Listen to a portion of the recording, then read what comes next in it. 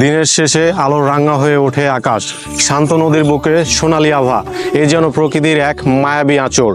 আজ আমরা সাক্ষী হব সেই সৌন্দর্যের, পদ্মা নদীর তীরে এক স্নিগ্ধ সূর্যাস্তের।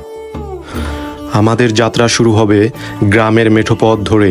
পিচ ঢালাই এই পথ এঁকে বেঁকে চলে গেছে সবুজের বুক চিরে। দুপাশে দিগন্ত বিস্তৃত ফসলের মাঠ অথবা ছায়াঘেরা গাছপালা। এ পথ যেন প্রকৃতির নীরব সঙ্গীত। এই পথের ধারে মিশে আছে গ্রামীণ জীবন, সরল মানুষের দৈনন্দিন কর্মব্যস্ততা আর প্রকৃতির শান্ত নীরবতা, সব মিলিয়ে এক অন্য জগৎ। এই দৃশ্যগুলো আমাদের শেকড়ের কথা মনে করিয়ে দেয়।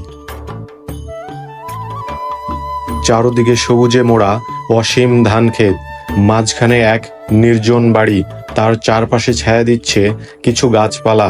পাশ ঘেঁষে শান্ত প্রবাহে বয়ে চলেছে পদ্মা নদী।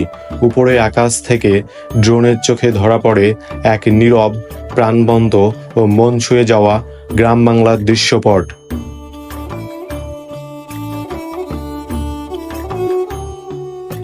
নদীর তীরে কিছু চেনা মুখ, দিন শেষে তারাও প্রকৃতির এই শান্ত রূপ উপভোগ করতে এসেছেন।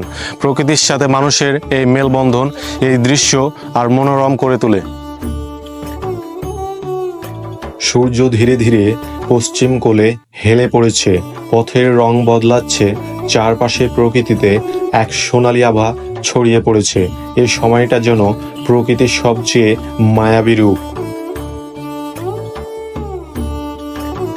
এই সেই মাহেন্দ্রক্ষণ, পদ্মা নদীর বুকে অস্তগামী সূর্যের রক্তিম আভা, চারপাশের নীরবতা আর প্রকৃতির এই অপরূপ দৃশ্য যেন সময় থমকে দাঁড়িয়েছে।